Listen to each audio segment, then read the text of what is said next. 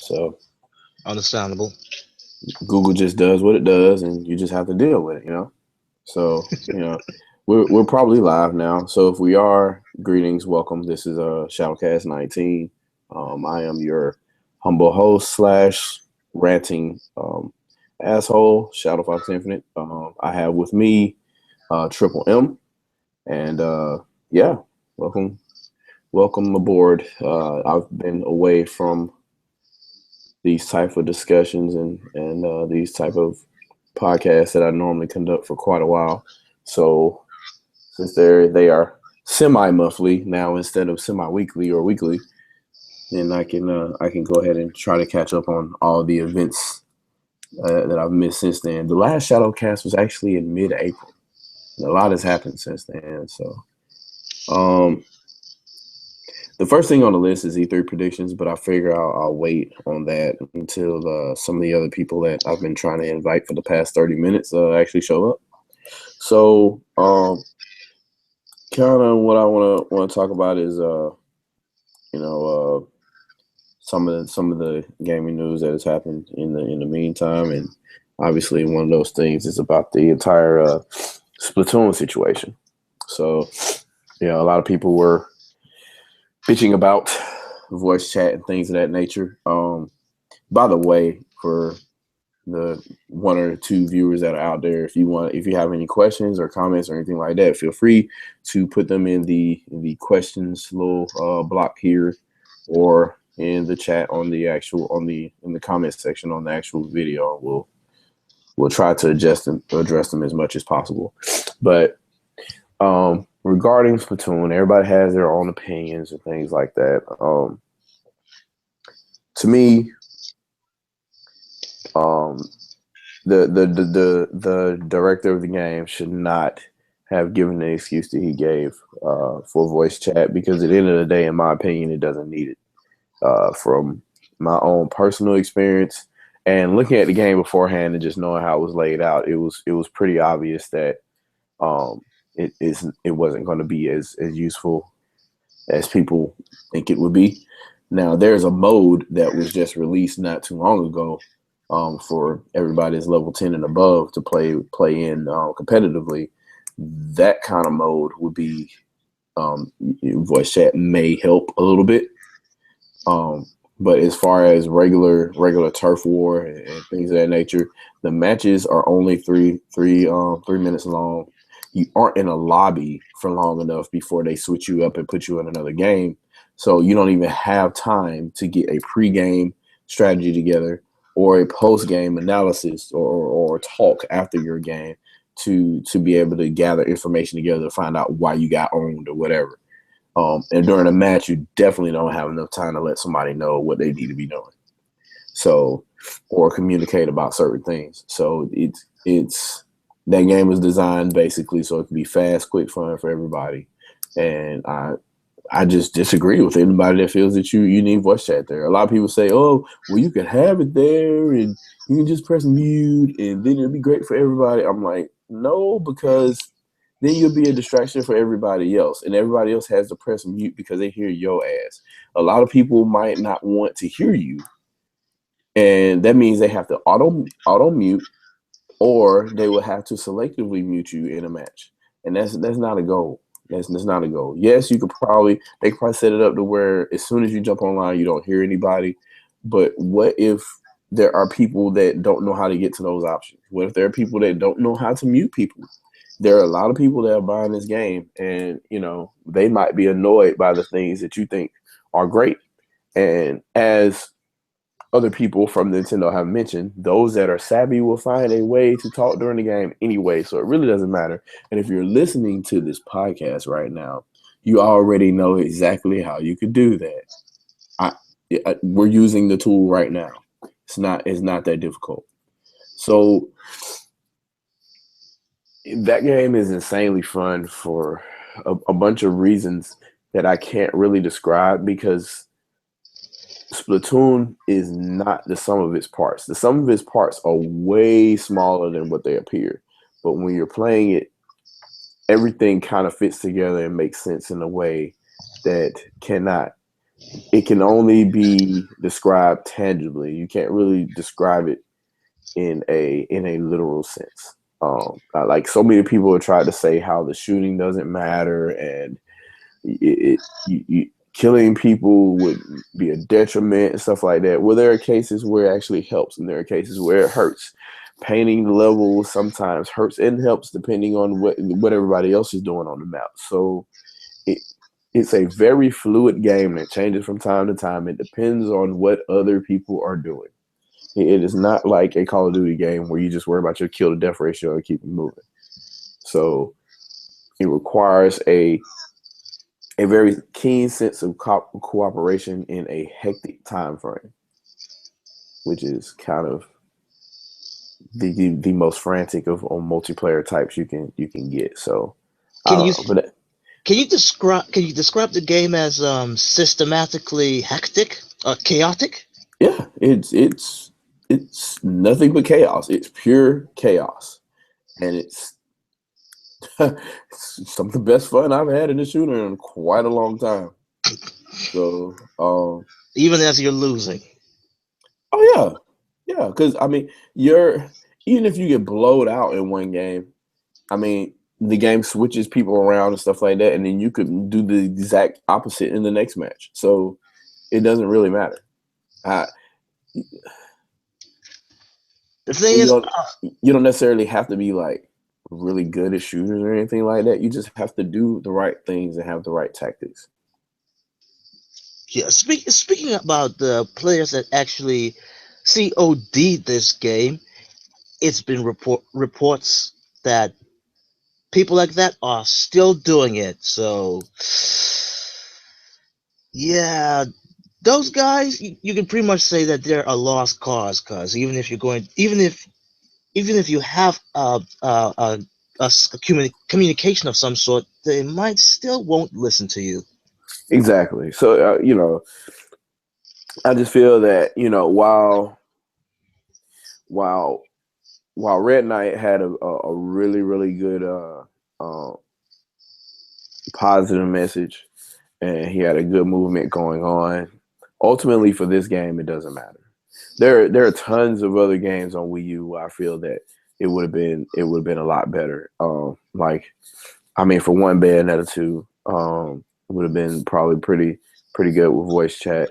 Um, Mario Kart could have benefited from a lot more voice chat, where it would probably been a little bit more funny to hear people's reactions when you do certain things inside of a race and things like that. And a number of other titles could definitely benefit from that. Um, Quite a few of them are third party titles who, for some reason, did not want to add voice chat support, which bewilders me. I mean, it could be done. It was done in Call of Duty games. So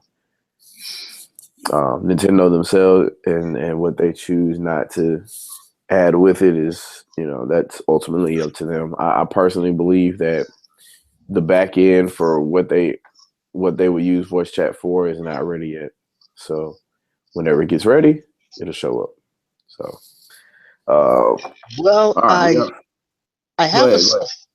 I have at least one example of how how this game would go about with voice chat, and it's actually on freaking Nintendo's YouTube as we speak, front page, which they're right now they're actually featuring a vid from uh crap, I forgot which YouTuber is this, and it features Super Beard Brothers. Oh, give me a second here.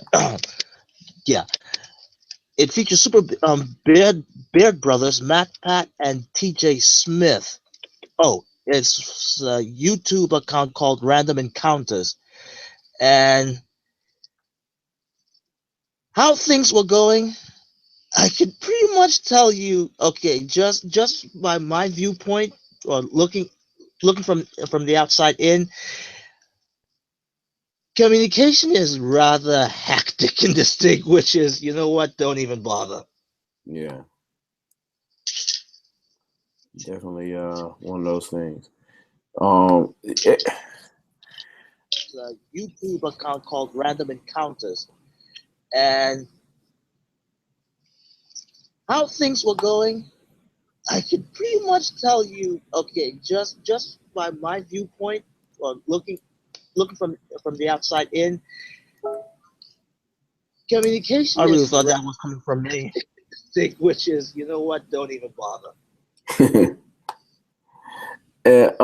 So I got a comment there. Says somebody's like crack open a beer and watch this ShadowCast. That's pretty funny.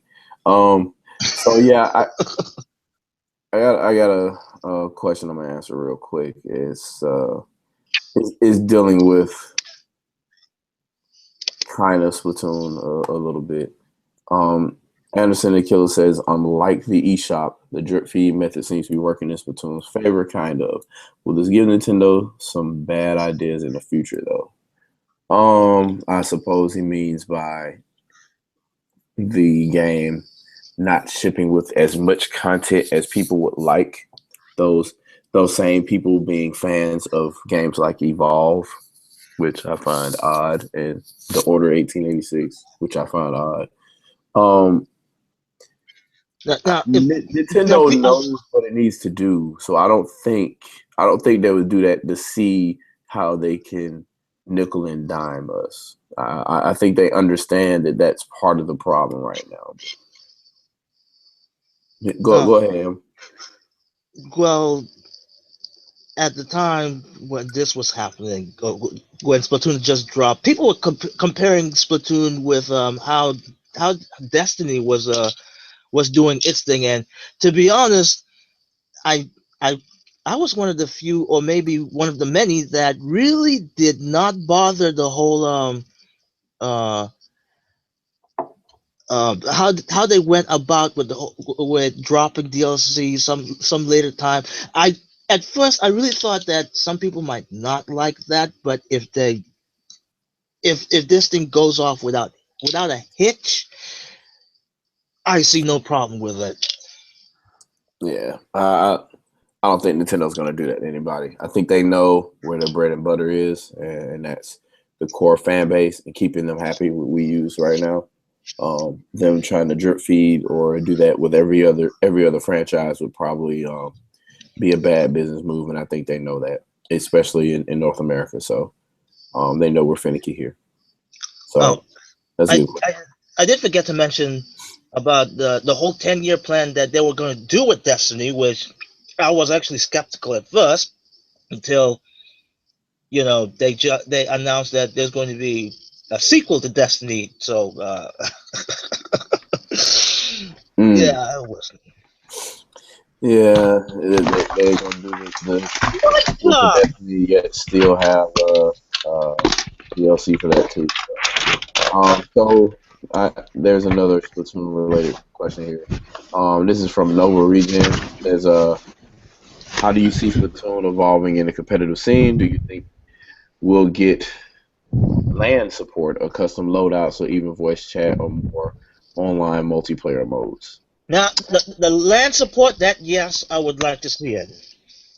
Yeah, that was a planned thing in other games, and it doesn't really happen in many multiplayer games anymore. And obviously, for both technical reasons and because people aren't really playing them that much anymore. Um, but a lot of shooters, the only way you can play multiplayer is full screen with somebody else online. LAN support would actually be pretty cool. But that's more of a tournament setting thing. I don't know how widely adopted that would be, but it would be nice, I guess, as icing on the cake for something like that. Custom loadouts. A lot of people were asking about that. The custom loadouts would be okay. The only thing is that would kill the flow of the online.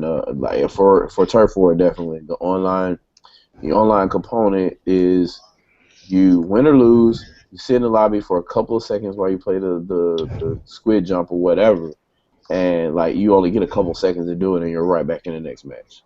So doing custom loadouts would kind of hurt. Like you got to be able to move pretty quick to get everything that you want on there in between matches because you never know how quick the lobby time could be. So I don't.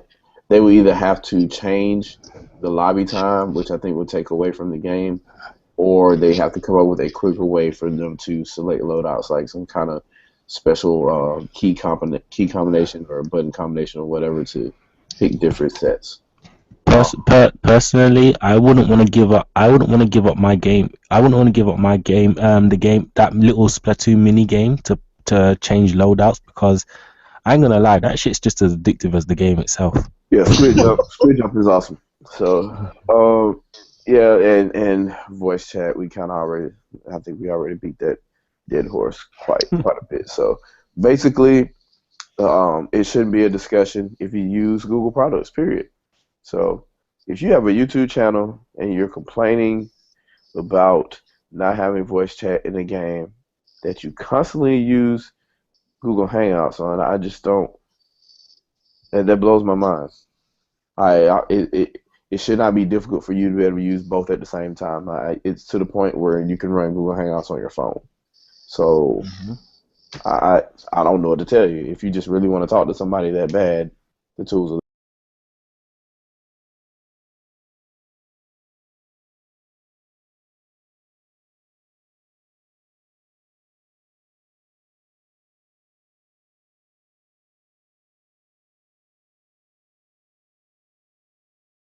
Really and truly, you just want to talk to your friends through your console.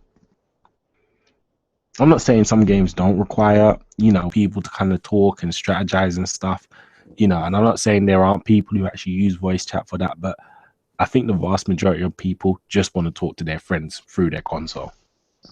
What makes you say that? Hmm? What makes you say that? Well, because I've been on, I've been on voice chat before when I've had my 360, playing Halo and stuff like that, and playing Call of Duty and stuff like that. And no one really strategized or anything. People, it's just, my friend, when I used to go around my friend's house and he was on Call of Duty and they were all playing on the same team and stuff. No one really strategized. They were just all having conversation whilst they were casually playing the game.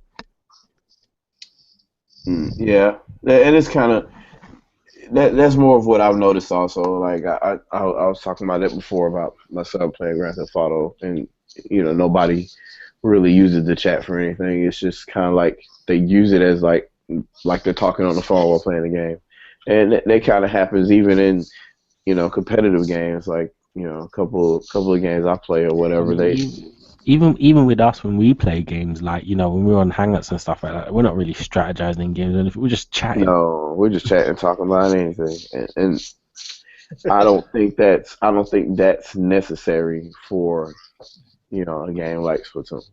And to be honest with you, because it's so fast paced, it would be slightly distracting. If you're not going to be talking about what you're doing in the game and you're talking, it's kind of slightly distracting. Hmm. Um, yeah, but that's my 2 cents on that game. It's undoubtedly fun. If you have a Wii U, you like really should buy it and you really should play it. Um, Nintendo made crack in all different colors. yeah, it's really good crack. So all you addicts out there, go pick it up. Um, Just look for Spike behind the alleyway. yeah, and while I'm thinking about it too, yeah, all those people. If you're watching this and you own a Wii U and you don't own Bayonetta 2, well, like really fix yourself. Go fix yourself now and get that game. Operation Platinum. That Don't game was awesome. like I don't know I don't know what type of gamer you would be. Nintendo has already like divulged numbers. Well, they divulged the information that the vast majority of people that purchased the Wii U were adults because they judged by the type of games that they got. So um, you, I just it just blows my mind that anybody out there could, out of the almost 10 million people that own Wii U, that less than a million have decided to play Bayonetta 2, and the vast majority of the Wii U audience is male over 25 years of age. Like that, I don't really understand that at all. Hmm. Um, that's a really good action game. People should get out there and play that and hop to it. Probably the best one at the moment. Yep. Other than that, I'm just slightly frustrated with hypocrisy in general. The whole Splatoon debacle, like people complaining about the voice chat, people complaining about like the game not having enough modes or something like that, or not having enough content. But then you're playing a game like Titanfall or Evolve, which is basically the same 30 minutes over and over again, and none of those negative comments seem to be mentioned in any of the podcasts or any of the news articles revolving these titles. There's Mm. always And if there's always I think it's quite hypocritical as well, because if you know, it's like Splatoon. The developer said that Splatoon was they're going to release the rest of the content for Splatoon later on for free. So what you're getting now isn't the full content of the game. But all these reviewers are basing the game off the content it just has now. Fair enough, but when it was GTA 5 and the online was a buggy mess, they waited till the online was fixed before they properly reviewed the game. exactly. Oh yeah. Exactly. Or, you have a game breaking bug in Dragon Age, and that can be nominated for Game of the Year over Bayonetta 2. So And one more example. There was a certain indie game that was basically nominated and won as Game of the Year on the PS3, and it was mostly online game. But guess what? That didn't even have any sort of communication, which is Journey. yeah, I figured that's what you were talking about. Yep. Lacks voice chat, so it fails. It can't be Game of the Year. Mm-hmm. Doesn't have enough modes, not enough content. So um, yeah, it's a bunch of that across the board. So I've been seeing things like over and over again. I've been seeing stuff like the whole Mega Man thing. People are hyping up how awesome this Mega Man re-release is going to be. Oh, well, you got the Mega Man games coming right back out. Oh my God, it's great to see these games back. Blah blah blah. And I'm like, you're the same people that bash Nintendo for rehashing things. You're the same people that whenever a collection comes out for a Nintendo platform, you never want to mention it. Like, what's the point of even hyping up this collection? It's just Mega Man 1 through 6. Mega Man Anniversary Collection came out for the GameCube like 8 or 9 years ago. Works perfectly fine in your Wii. I mean, mhm. that's every Mega Man game, just unless about. they unless they sold their Wii, because they can still play Wii games in the Wii U. Yeah, but they can't play GameCube games unless they have a GameCube or a Wii. But you know, And the conundrum begins. yeah. But I'm I mean, fortunate because I have all three of them still. like you have access to that, or you could be an idiot like me. I have all. I want the original NES Flicker, so I have all 6 games on my Virtual Console and Virtual Console on the Wii U, so I can play them on the gamepad anytime I want, including all the Mega Man X games. So in their Hmm. original ROM state. So I, in addition to having quite a few of them on the original platforms they came on as well. So like one of my favorite Mega Man game is a tie between the first Mega Man X and Mega Man 3. So I've been, I don't know, I just listen to stuff like that. I'm like really, like why are you hyping this up? Why are you hyping other things up? Like, okay, so when about this time last year, right? Well, actually, about this time last year, the the Xbox One and PlayStation 4 had abysmal launches, right? Hmm. What was the press talking about all the time in articles and in podcasts and anytime you stuck a mic in front of them? Oh, this indie game here is great, and this indie game right here is great, and blah blah blah. So I had a discussion with Mr. T on Google Plus. He pointed some stuff out, was talking about some great content or whatever. I'm like, anytime these guys talk about indie games, it's because there's a lack of games to play on the platform of choice that they have. But whenever the Wii U is mentioned, they always sit there and say that the library is going to be small, that we're not going to be able to get enough games, and there are plenty of eShop titles to play on that platform. And to be loads. honest with you, And whether the not eShop even games are just. there or not, I mean, I still don't have a problem with regards to having a But lack of games to play. it's not even just eShop games on the Wii U mode. When you go into the Wii mode, there's still a ton of indie games on the Wii shop. Yeah, that too. And so here's the thing, right? So I'll call them out. So I wrote an email to IGN, GameSpot, Giant Bomb, Kotaku. Um, I'm trying to think what's the other site. I'm trying to think of. At any rate, I wrote to about 5 sites until I have to pull up my mail app to see who all I sent them to. But I sent this email to about 5 sites, and to confirm that nobody missed them, um, I re-forwarded. Basically, I had a mail spring on them. I re-forwarded them so every 7 days, that email would send back to them again, just to make sure they got it. Right? I just want to see if one of these publications would read this email on air on their Universal podcast, or that they would just even address it or reply back. Um, that email was, "What is your favorite eShop title?" No reply. So it was kind of prefaced. So the beginning of it was, um, it basically said, "Hey, you guys talk a lot about what your favorite indie games are on the PlayStation 4 and Xbox One. What is your favorite eShop title?" Like that. That's literally the question.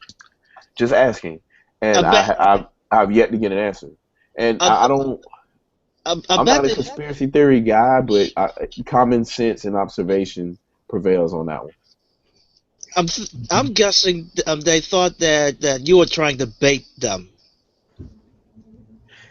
Bait them for what? I just want to know what their favorite eShop game is because I never hear them talk about any. I mean, Hmm. they talked about Shovel Knight, but I mean, I listened to a podcast where a dude like went out of his way to mention that he played it on PC and not Wii U, even though he had to play it on Wii U because that was the first review platform he could play it on. Another thing as well, and another thing they like to do as well is that to like in terms of the Sony side, they like to cover in terms of the Sony side, they like to cover up the fact that well the PS3 is selling so it's doing good and stuff like that, but no one's buying any games. Yeah, there's that. Hmm. Um, And also as well, I remember the launches of the PS3 and the Xbox One, where they were all bragging about how they sold 1 million in 24 hours and stuff like that, not realizing that the Wii U actually sold out all its shipment at launch. It's just that it didn't ship out 1 million units. yeah, I just don't like I don't like the So double no, no, standard. no, no, not many people reported that the Wii U has actually shipped out. It's because it only shipped 400,000 units to America on its launch. So no one reported that the Wii U shipped out all of its 400,000 units when it launched. Now That that's an eye opener. it was sold out. That it sold out on day one. Yeah, the Wii U sold about as much as the Xbox One did. Both of them sold around the same their first 5 months of availability, so respectively. Hmm. I guess my issue is I don't care what platform it's for. I just would rather that everything be kind of like the same across the board. I just don't see how just because it's a different company you act different. Like if you're interested in indie games, you should be interested in them on every platform, especially if you're Hmm. covering every platform. Why are you even adding this console to your list of coverage on your website or your podcast or anything like that if you're going out of your way to not cover it? Hmm. I have come to nickname the Game Scoop podcast from IGN. The "You will not find Nintendo news on this podcast" scoop. And it's a sad thing as well because there are a lot of indie games on the Wii U that make very use of the gamepad. You know, and no one's coming up and talking about these indie games. No one's coming up and talking about these indie games are making good use of the gamepad. Games like games like games like Art of Balance. You know, playing Art of Balance with the gamepad is brilliant. Like the fact that you can just touch the shapes you want on the touchscreen and then, you know, put them down yourself. Yeah. There's loads of indie games that are making good use of the gamepad. And a lot of these games, even the ones across multiple platforms, for a lot of these indie games, in terms of across multiple platforms, just for off-TV play alone, the Wii U really has the definitive version of a lot of these indie games. Yeah, but nobody wants to mention that. That's all. Right. So, I mean, ShadowCasts, go ahead, man. Did you look? Did you get a gander at the chat, our chat? Not the chat. I got the questions open right now. Let me see.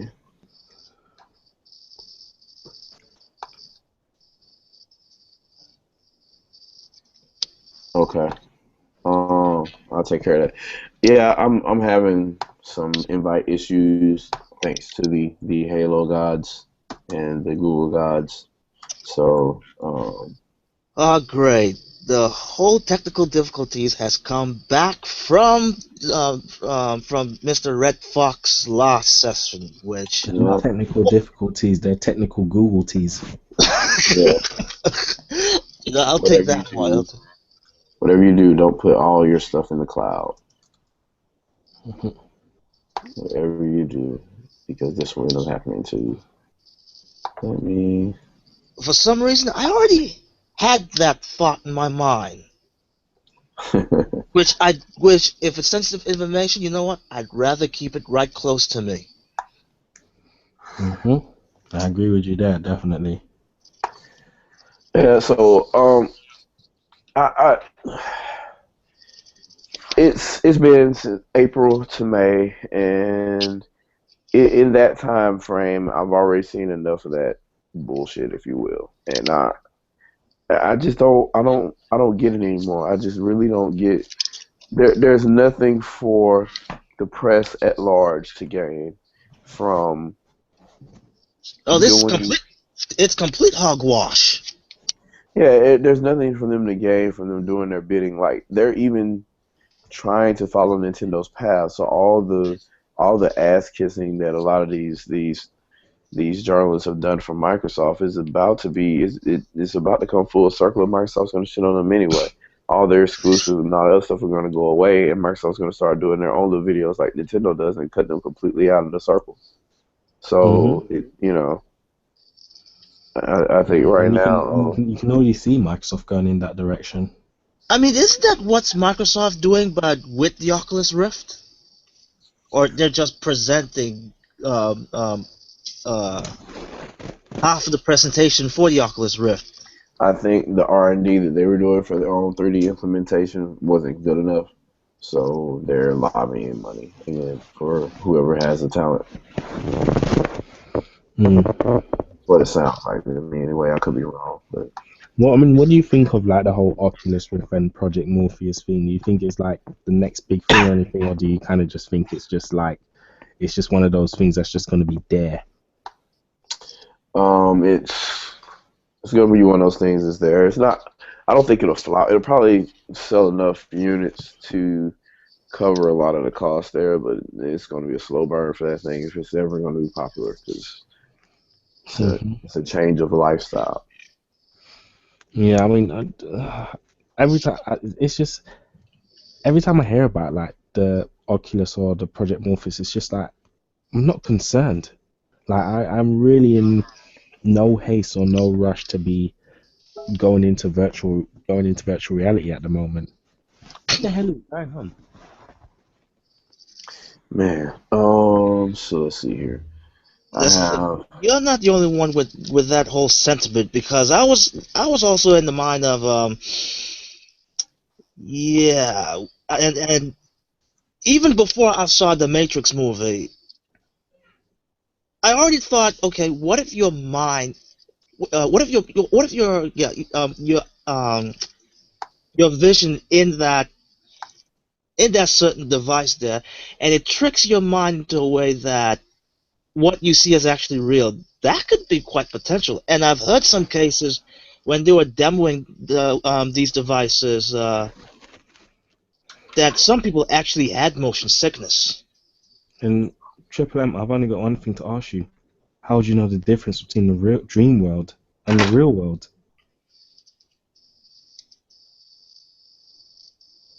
Please don't tell. Please tell me you don't know that Matrix quote. Hey, It's been how a would you long know? Yeah, it's been a long time since I've seen the Matrix, but yeah, you just you just make me pause for a second. That's all I can say. So, with regards to that, so I've been seeing these things that were been kind of weird back and forth, and kind of makes me shrug my shoulders. But then again, such is the industry. It's going to be fucked up. People are going to be basically paid to think whatever they want to think. Other people are going to just have their agendas, and other people are going to follow that agenda because they think it's cool. Um, Money talks, I right?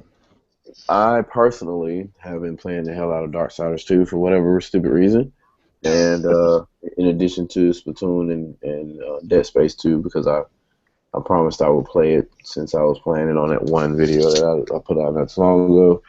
So I've been kind of busy. But at the same point in time, I've been able to play indie games like what's the name of that game? The Shantae and Oh, Edge and sweetness. yeah, and quite a few of those games and Steam World Dig and stuff like that. So I just don't understand why there isn't some type of enthusiasm about those types of titles on other people's media as well. And there's no reason for me to be, you know, kind of I listening still to people I talking still about. remember. Go Sorry, ahead. I still remember when Mighty Switch Force was kind of hot in our circle, but other than that, I didn't see much news about that game either. And that game is pretty good as well. Yeah. Hmm. Um. So what I was gonna try to go into was E3 predictions, but I don't even know if I want to do that right now. Number one, it's late. Number two, I know I'll probably take long with it, so I kind of think I'm gonna table that for now. I probably should talk about it at some point. Um, E3 is what Monday, right? I think Yeah. starting Sunday night with this Smash Brothers shit. I'm looking forward to So that. oh I, man, I ain't even I don't really want to make predictions for E3. I mean, I do have my own, what I would personally like to see, and what I personally may think will happen. But I just want to see. I'm kind of liking the whole element of surprise at the moment. Yeah. yeah, I've been kind of thinking of about what was going to happen, and unfortunately, it's going to be more of the same. A lot of hype and no substance. So, just kind of wondering what type of I mean, I think I don't know what Microsoft's going to be doing. I mean, if they have a conference like last year, then they should be, because last year they had a pretty good conference. But it's more And he's Sony I'm back. concerned about. It's more Sony I'm concerned about simply for the fact that they've announced that they don't really have any first party games in development for this year. And then on top of that, they just showed Ratchet and Clank out of the blue, the remake. That really should have been an announcement for E3. I mean, don't get me wrong, I'm looking forward to it. I might just end up buying a PS4 because of that now, because I really like Ratchet and Clank. But that should have been something they waited to E3 to announce. That would have been a big thing to announce at E3 for them. I mean, Ratchet and Clank is a very popular franchise amongst Sony fans. Oh yes. Yep. And that could have been just that one game to say, "Yay, Sony won!" Mm-hmm. So does anybody here think that the PlayStation 4 is going to get a price drop? Oof, I don't think so. Too I don't soon. know. Xbox One is officially at 350 right now.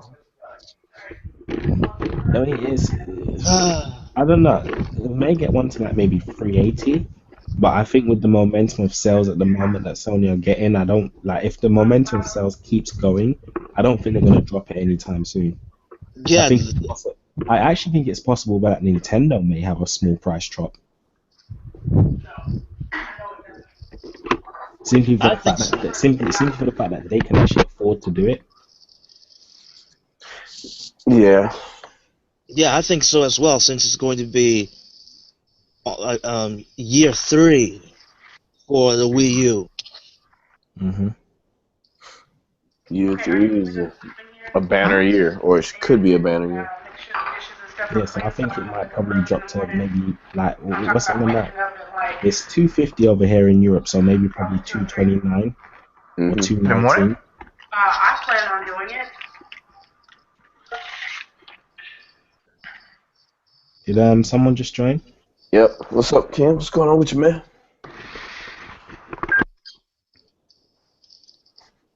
Got to feel good in the house. And he felt like he needs to be quiet. Yeah, well, shit happens, right? Yeah, I'm just kind of, it's kind of hard for me to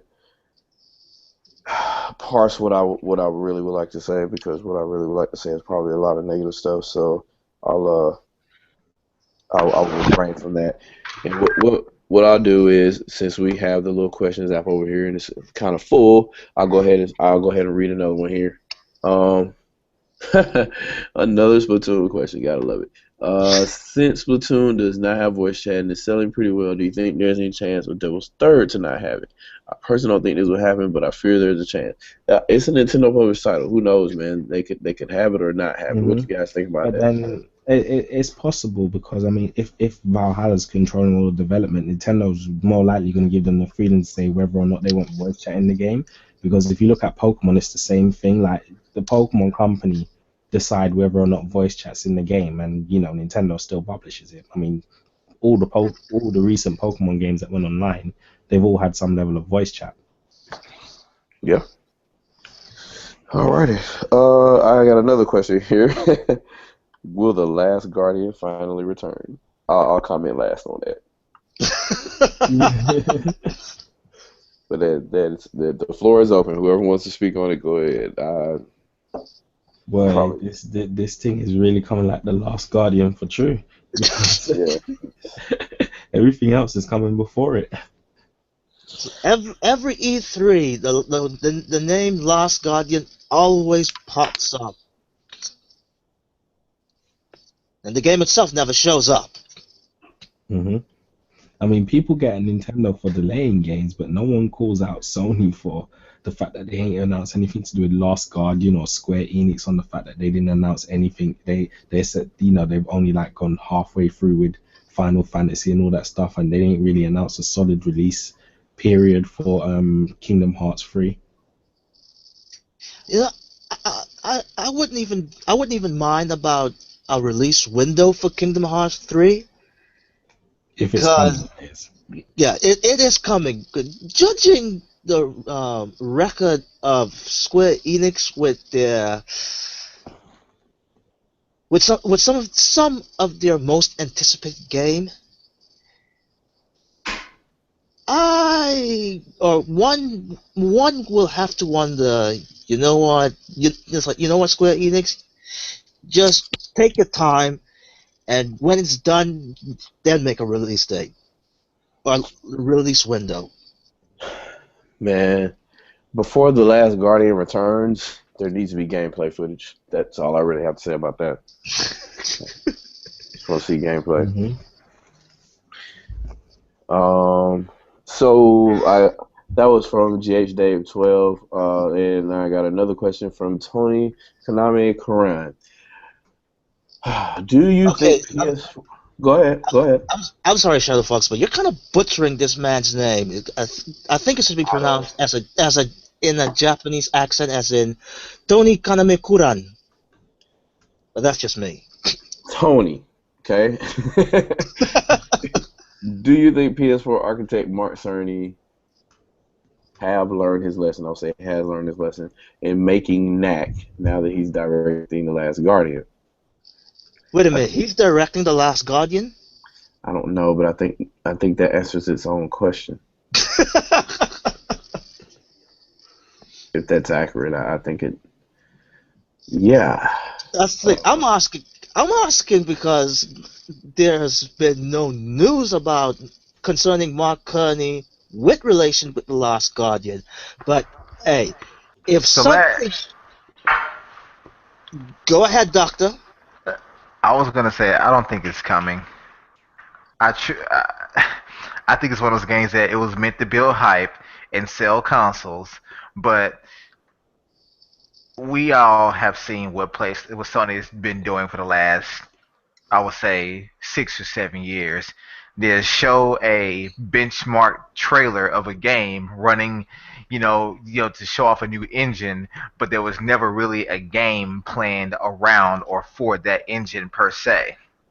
And then they'll say that this is what we're going to do with it. Just like when Square, what was the game that Square showed off? It was like some benchmark trailer for with the new engine they were showing off Yeah. about some kind of wizards and magic or whatever. It was it was a Final Fantasy game. It was supposed to be like a Yeah, but my question is, what happened to that game? it was just a movie. That was just a demo. Yeah, It was just a demo, but it's like, demo to why show would that you engine. do that? And if you're gonna, because I'm pretty sure you can't just whip that up in a couple of weeks or even a month. Like, so why would you go through that much trouble to Hey, show off the engine if you're not even gonna tell yourself, you know what, we went this far, people did like it, let's go ahead and make a game out of it. Hey, remember when Nintendo did that Legend of Zelda demo back in 2012? Well, 2012 and No, 2011. 2011. Thank you for correcting me, Double M. And we getting a totally different Zelda game. Maybe that happened. Mm-hmm. Possibly. So, It's shocking, man. That 2011 Zelda demo is still putting a lot of games today to shame. yeah, I think the demo is pretty good. And like Double M said last time, with an underclocked, Yep. underclocked dev With kit. an underclocked alpha dev kit. And it wasn't even using the full power of the dev kit. That's the worst thing. That was the key word. Okay. Got another question here from GH Dave. He says, do you think Xenoblade Chronicles X pushes the Wii U system to its limits? I heard that you have to download a few necessary big patches, such as those that enables faster loading screens. Question number one, does it push Wii U system to its limits? No. I heard you had to download necessary big patches. The patch is just an optional download pack for all the extra textures that are in the game. So if you want to run it from your hard disk drive instead of from the CD-ROM, and it's either accessing too slow, or you're like I am, and you have people in the family that like to put their fingerprints all on the damn disk. Then, oh, excuse me. Then God bless you. yeah, it's Bless you. Bless it. I think I need an AC filter in here. It's probably kind of old now, kind of dusty or whatever. But yeah, you need that for if you're gonna play on the flash memory or whatever on the Wii U. That's how I plan to play it, and I would recommend that. Now going back about But his. Oh, go on, Double M. I was gonna say, why would you say Xenoblade Chronicle? I'm just playing a bit of devil's advocate here, so don't mind me when I'm saying this. So, but why do you think why would you say that Xenoblade Chronicles X doesn't push the Wii U to its limits? I mean, because I mean, even though in terms of character models, the graphical even though the graphical What happened? fidelity even though the graphical fidelity on the character models is not that high, I mean, the environments, the draw distance, the size of the world, everything it's a very beautiful world and it's very expansive. I mean, like character model wise, it may not be as good looking as say Final Fantasy 15, but the environment when you factor in like the draw distance and the scope of the game and stuff like that, it more or less rivals. It's more or less doing everything Final Fantasy 15 is doing. Maybe not in as strong a fidelity, but then you take into consideration everything else that's happening. Well, Xenoblade Chronicles X, from the footage I've seen of it, has this weird identity crisis where you have these flat shaded characters or whatever. Then all the flora and fauna and all the beasts that you fight in the game world look really detailed. It's kind of a really weird contrast, almost to the point where it seems like the alpha footage that we saw from the first trailer that was so awesome that I still have the music for. Um, all that stuff look ultra realistic. It almost looks like the environment still looks like that, but the characters have turned into this anime flat shaded kind of thing that we see, and they're kind of thrown on top of that environment, and it looks kind of off. That's kind of But what. do you think it's the same similar situation with Xenoblade where the character models were kind of scaled back to, add more detail into the actual world itself? Huh. That could be a Um. possibility. Yeah. Possibly. hmm Because I mean, like in Xenoblade Chronicles on the Wii, the character models are nothing to shout home about. But when you see some of the detailing, like those I think there was a point in I think there's a point in the game where you're in like you're like outside the high end tier place, Yeah. and like you can kind of see like the aurora in the distance, and it looks really really gorgeous. I mean, there's some really good set pieces in that game, but the character models look quite muddy. Of course. hmm And to me, it's the I same with have personally Xenoblade said Chronicles that X. if a game was to be released today that had PS2 graphics, but the gameplay was out of this world, whether it be an RPG, action game, adventure, whatever it may be, I would still play it without complaint. And the reason why I say this because this generation, as far as like in-game engine, it looks marginally smoother. I wouldn't even say better. I would say marginally smoother than last generation. When you compare Infamous on the PS4 to Infamous on the PS3, that's not really a huge difference there.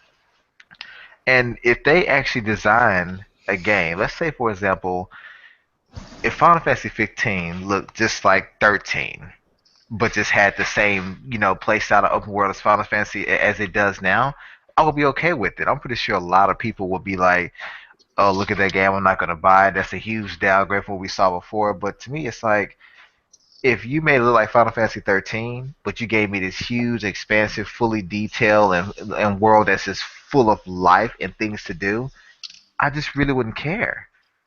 I would not care. Just like I still think the best Grand Theft Auto ever released was San Andreas.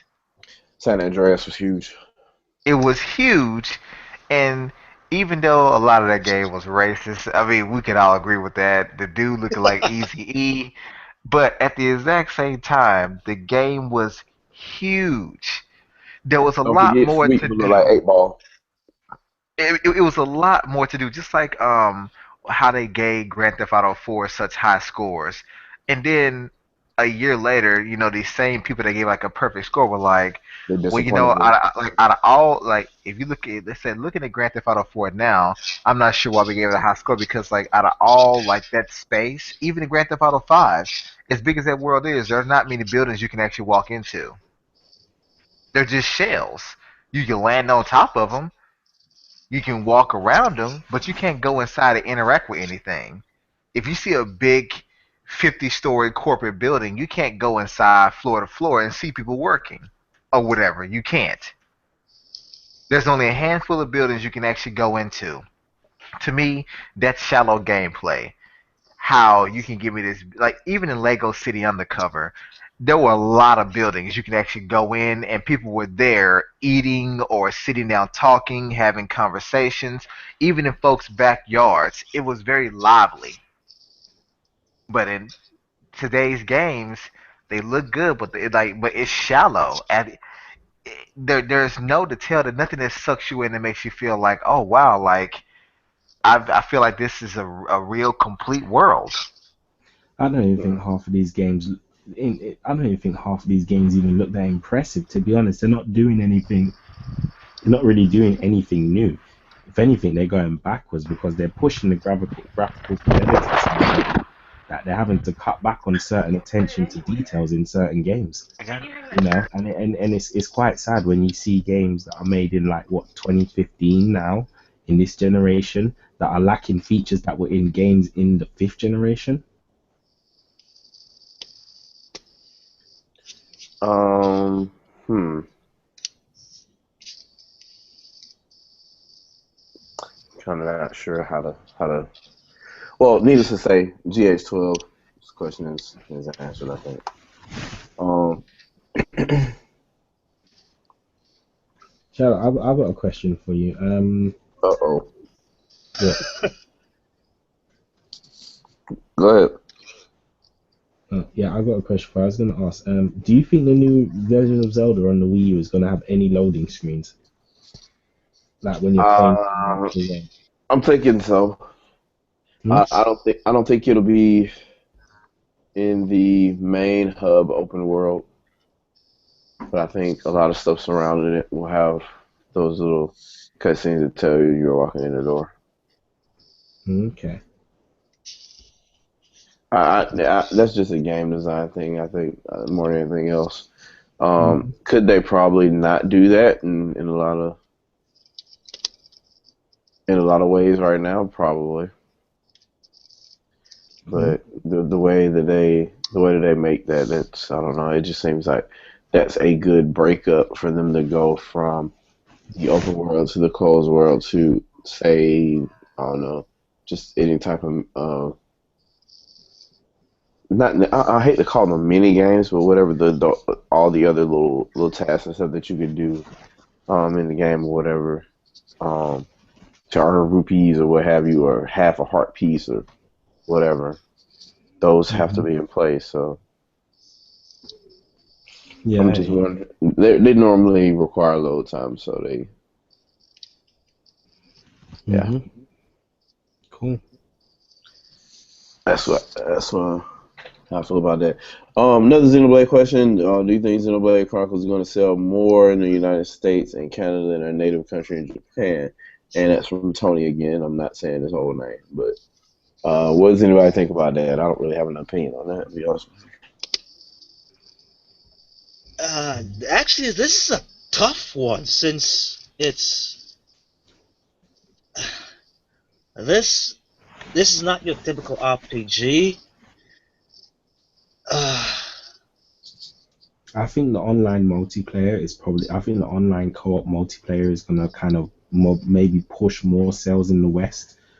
But yeah, I mean, if it was just story on its own, then it may probably sell better in Japan. But I think with the online multiplayer component involved, I think you're gonna see more. I think you're probably gonna see more sales in the West. I mean, I get a feeling that this is gonna definitely push more numbers than even Xenoblade Chronicles did. Oh yeah, that definitely I can agree with.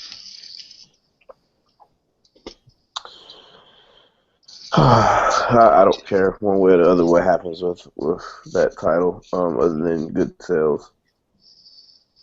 Well, I'm still buying it. Yeah.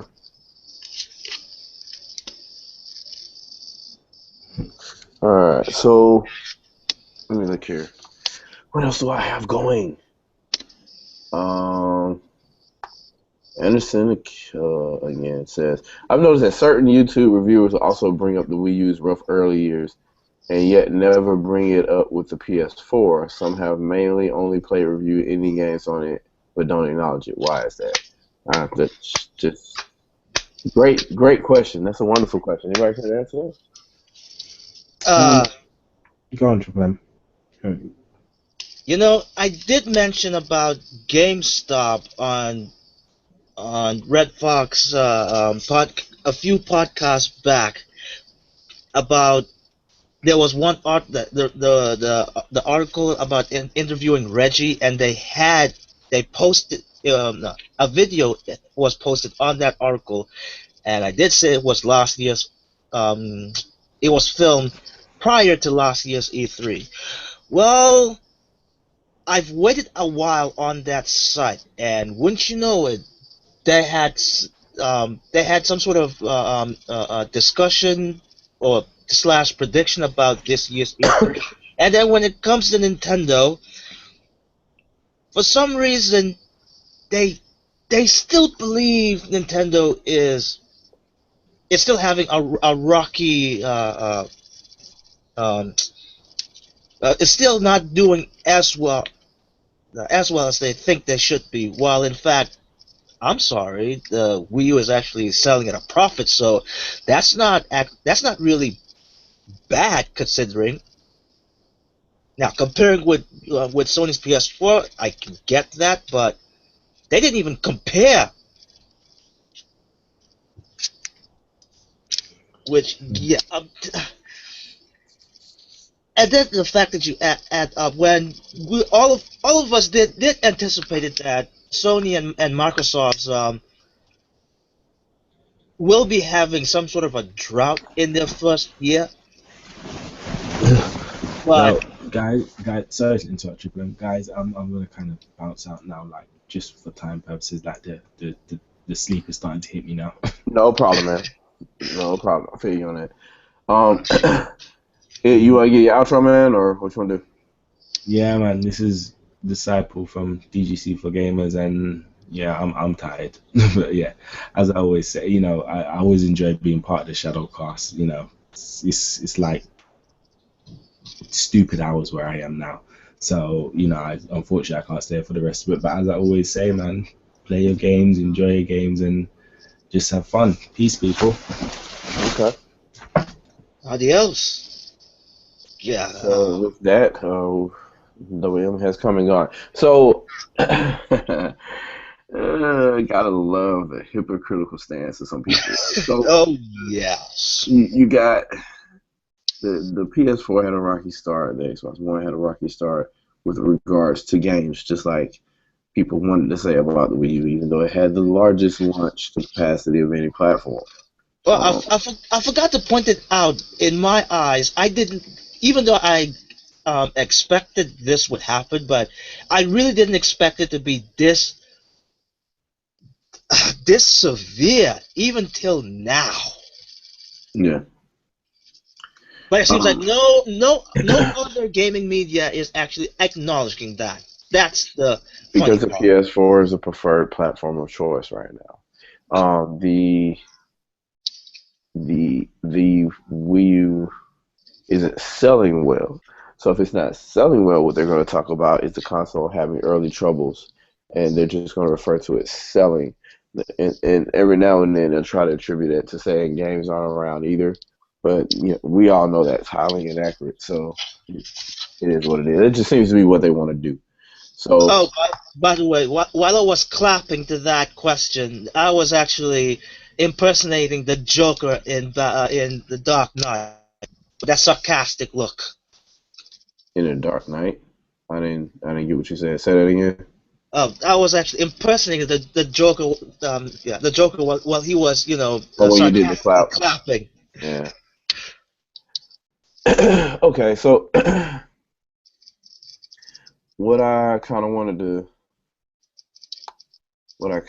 to touch on was some of the E3 stuff and some of my predictions, because I haven't really gotten around to it to talk about it or anything like that. I really don't have anything that probably anybody hasn't talked about already, but Uh, this is going down the line. I want to see Killer Instinct season 3. I want to see that. So obviously, Microsoft got to get on goddamn ball and make that happen. Hold on, But are you saying a sequel to Killer Instincts?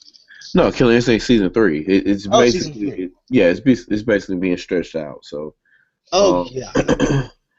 I want to see that. That'd be good to see what they would do after this story mode or whatever they've built. Um, I want to see, and I talk about this in another podcast too. I know Microsoft's not going to do it because they're dumb, but I want to see another Mech Assault or Mech Warrior for the Xbox One. Oh Um, yes, I remember. Obviously, I want to see Halo. I don't. It's going to happen. It's going to be there, but I want to see it anyway. Um, and I was interested in that other game, Quantum Break, I guess is the name of it or whatever. I Yes, it was was kind of Quantum Break. Yeah, I was kind of interested in that, but it kind of faded into obscurity. So I want to see some footage of that. Yeah, not into obscurity. It's more like they're not going to show anything about it until next year. Yeah. So yeah, definitely not fresh news. So um, yeah, I kind of want to hear about what PlayStation 4 is going to do. Period. So Microsoft's going to be showing all this exclusive software. I'm curious to know what Sony is going to attempt to do to counteract that. I don't think I don't think they really Oh, have an ammo for anything like that. Other you know, than speaking about the whole Microsoft going to copy what Nintendo's doing with the digital event, I ca- I kind of misread this article, which is actually Microsoft is actually is partnered with Oculus Rift to stream Xbox One titles via the VR set. Sorry, my mistake. Moving on. so I don't think there's anything other than what I just mentioned for Sony to have anything to do. I do want the third parties to get off their ass and start showing real games. Since they're going to be here this year in full force apparently, so they need to start showing their wares and start lobbying to be on certain platforms and things of that nature. So and get it out of the way. The Nintendo crowd, man, the game's already there. All you have to do is keep supporting them and announce new ones. In my opinion, that's kind of how I feel about it.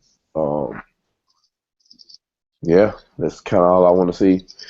We already kind of have an idea what kind of games we'll see there and things of that nature. So, you know, hopefully there's a Metroid coming. If not, then whatever, that's fine. You know, speaking about Metroid, even at the time when Retro Studios revealed Donkey Kong Country Tropical Freeze, even at that time, I still didn't think or even anticipate that they're going to be showing Metroid or a new Metroid game. But after that, after today, I kind of start wondering. And when we were talking about the whole uh, that the Wii U's ability hasn't been shown or completely been shown yet.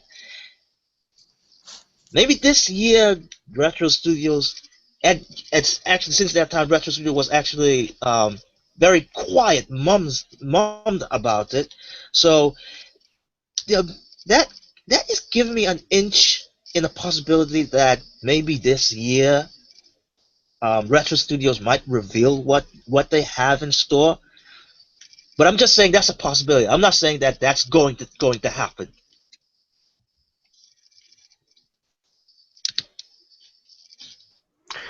So, I'm sorry, I was kind of taken away there for a split second.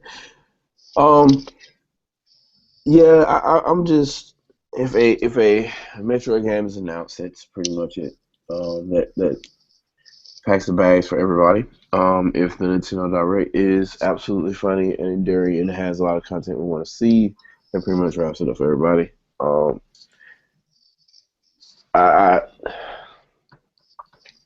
I do want to see the 3D pieces of hardware. However, there's only one way to see them, so you have to go physically to them to see if there's anything worthwhile to deal with, and that will require press passes that we don't have. So, yeah, I just Right.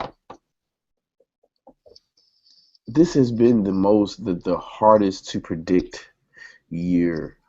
It just feels really weird because it's the third year for Wii U and the second for the other two.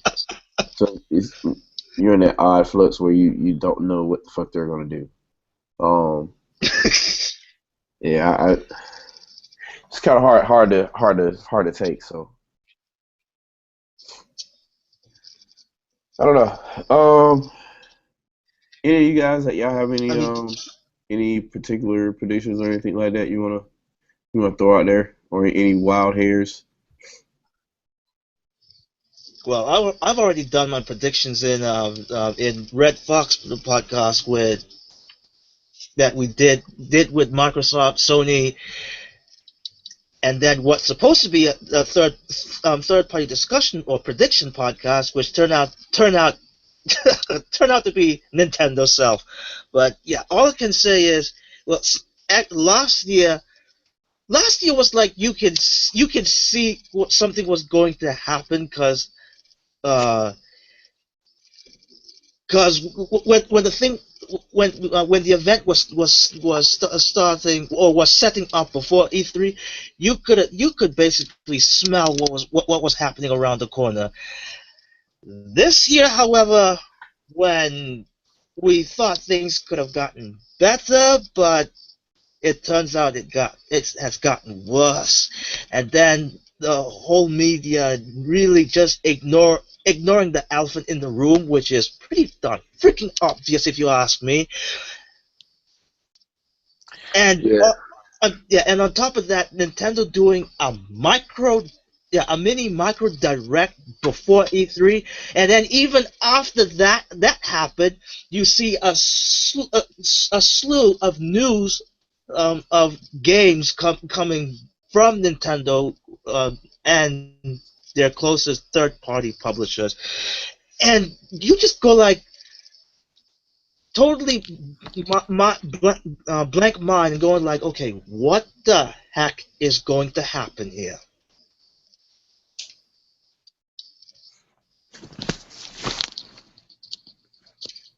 so my this is my thing with that.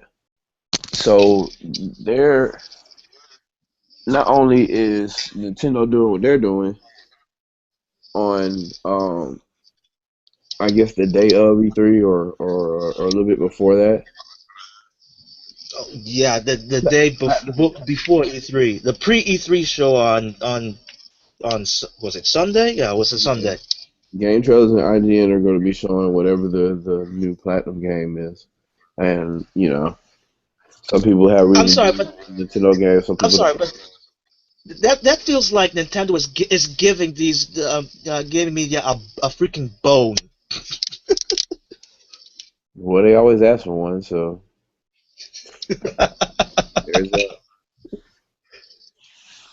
So Lupacillo in the chat, I guess that's how you pronounce the name. He asked, "Do you think Killer Instinct will be an evergreen title for the Xbox One?" I mean, I'm fairly sure I know what evergreen means, but I appreciate the parenthesis and explanation. Um, so will Killer Instinct be an evergreen title? I think it already has succeeded in doing that. Season two appear to be doing pretty well, and no complaints so far, or none that I've seen or heard, other than the standard fighting game. I'm a bitch fighter, and everything I'm gonna complain about, that kind of stuff kind of happens. But on the whole, it's pretty decent.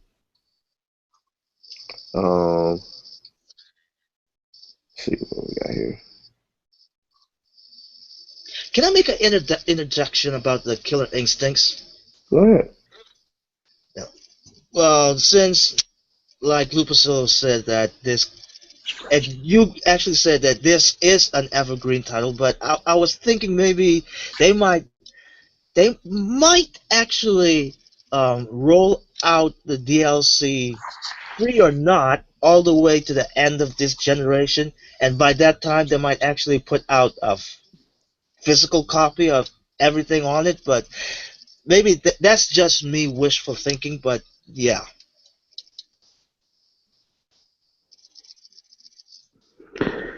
Man, I was about to say something not nice. Okay, so yeah, fucking excuse me here. I was supposed to apparently I was supposed to argue in the last podcast, I guess, with Dr. Feelgood over cartridge based media. Apparently, I was baiting into that, but Oh no, yeah. I think it'll work. So, but I don't know where he was coming from with that, but I'm trying to hear what he got to say because I don't know how it might have been a different set of context he got going on. Oh crap! Now I really do wish the doctor is in the house since Yeah, you brought that up. yeah, Right, it's all Doctor right. Feelgood, if you're listening, please please come back to us. He might be busy. So what are my expectations for this year's E3 PC gaming show? Yeah, nothing really, nothing in particular. Stuff for Steam and Valve and Oculus Rift and things like that are going to be shown. Um, What was it again? What was the game again? Half-Life 3? oh, that game. It'll still come out before Last Guardian. Sorry, that's it. Had to say it. It still happens. So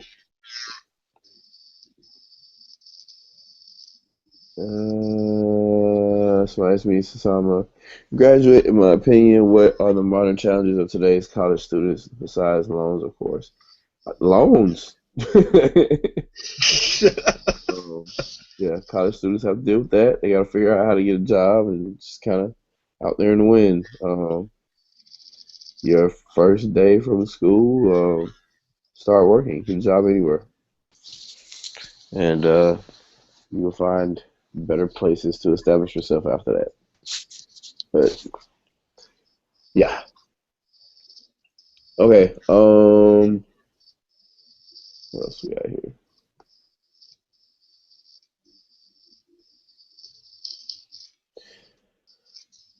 Shillo, I guess the name's pronounced right again. I believe all these VR headsets in development are nothing but bandwagon jumpers who are dumping millions of dollars chasing a virtually non-existent market. What are your thoughts? My thoughts Nice are pun on that. Nice my pun on that, Lupacello. Go yeah, on. my thoughts on that is the same thing that smart glass is. It's a just in the case mode.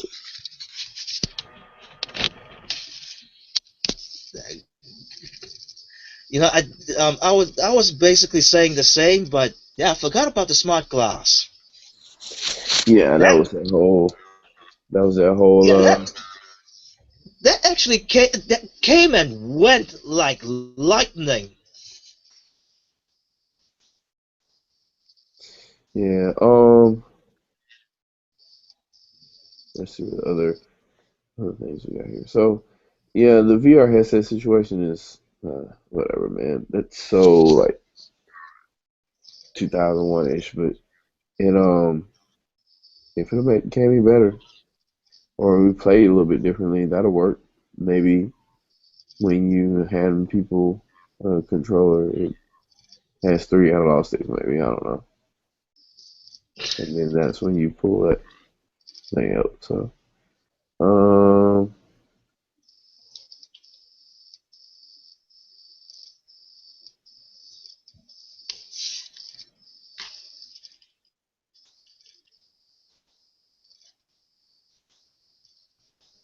dumping millions of dollars chasing a virtually non-existent market. Yeah, that whole situation to me is kind of off. So I'm I'm gonna skip a couple of these here. All right, M left, but there was a question for him. Talking about that Nintendo's more popular in Britain. I think there's still the redheaded stepchildren over there, but we'll get him to answer that question later. And there's another question here. Hey, so do you well and can you explain how newer processors with lower clock speeds are more efficient than slightly older processors with higher clock speeds? Um, it first of all, since these smaller chips are there, the space area that covers the density of the chip is smaller. So you can either draw more power to it or draw less power to it and have it manage to do other things. Also, the increase of little small custom logic fitting around chips has increased. So those kind of things can make clock speeds totally irrelevant depending on the application. And you can have a newer processor that doesn't necessarily have to be faster to win, or to have better performance because the best way to explain it is the the car with the highest acceleration isn't always the fastest car overall, and the fastest car overall isn't always the car with the highest the highest change in rate of speed. So I don't know. There's a lot of detail that I can go through with that. That's kind of off, but that's beyond the scope of what I'm doing now. So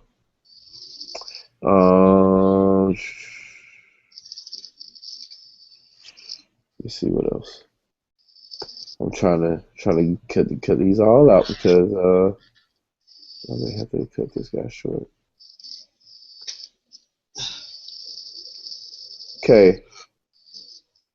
Platinum Games is assisting Nintendo EAD on the Wii U exclusive. Is true? Is it possible it's going to reveal during Tuesday digital event?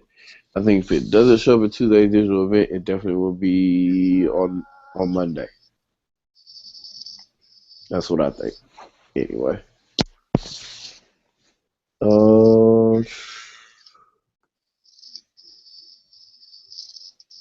You know, I would like to think differently, but you pretty much nailed it, Shadow Fox. Yeah. I'm gonna go ahead and postpone this because M left. It don't feel good is out right now, so I'm kind of strapped for time right now. I got a flight in the morning anyway. I got one more question I'm gonna go through, and I kind of want you to chip in on this too because I think this is an interesting question. It says Shadow Fox, have you played Star Fox Adventures on GameCube? If you have, can you explain that effect in Kazoo Palace where there's a barrier of rippling water like magic? If you pull the camera behind it, you see your character distorted like water. Okay. Crap. That effect is what's called refraction, and that's what those are the properties of fluid. Um, once wet, what have you, you you see like both transparently through the water on the other side, so you see Fox's face or back of his head or whatever, and on you also see a waveform of distortion, which is that's your refraction. So the way it's calculated is by refraction index, a refraction index function somewhere on the somewhere on the object, or there could be another math vector calculating that. So there'll be varying degrees of the ripples, if you will. But that's a common water effect. done in any type of water that's actually interactive. So it's pretty good, I think. But um, that game apparently, I sent Rare a mailbox question regarding that part of the game a long time ago. Crisora Palace is a huge area in Star Fox Adventure, and Yeah, yeah, it's there's a lot of bump mapping and a lot of different light sources and things like that. And it looks really beautiful. But Rare kind of mentioned that that was one of the easiest levels for them to get going on the GameCube back then. And that kind of blew my mind. So, I mean, yeah, all they did was build the I geometry and all the other effects. They kind of added one after another, and it ran. So, yeah, huh. kind of interesting. So I'm gonna go ahead and cut this ShadowCast short here. Dr. Feelgood went ahead and fell out, and Yeah, we just lost it. yeah, I'm kind of my network connectivity is kind of off anyway, and I think I am either the air from the AC is bothering me, or I'm coming down with a slight cold, so I need to either take some NyQuil or deal with this AC unit, and I'm gonna have to cut this one short. But anyway, go ahead and get your sign off, Tremaine, man. And I'm gonna go ahead and get mine. We'll go ahead and end this real quick. I'm gonna have to make a ShadowCast 19B so it can be a little bit more lively out here. Cause right now it's oh man, I'm fighting it real bad right now. I'm trying so bad not to sneeze. Go ahead, man. Well, yeah, I'm Triple M, the lone wolf and fondness for games that pops out in my artworks, and let's just say the fox has finally revealed itself from the shadows. Yeah, hopefully I can reveal myself a little bit more. Um, yeah, so what I'll do is I'll continue this guy. Obviously, we're missing some people due to time constraints, Googleisms, and all kind of weird shit. So yeah, those out there, man, I apologize for the lack of content thereof because of such things. Anyways, if you would like to, you can still follow me and do whatever, and you'll see me, and I'll probably have another video or so up in another day or so. And as I always say, do you play games to have fun or to impress other people and look cool for your little friends or whatnot? Because you have the system that's popular, so you can talk about the popular system and the popular games, and y'all can play games together at the same time and talk about them the next Monday as if you were gossiping like little girls. Have a wonderful weekend, everybody. We're out. Peace.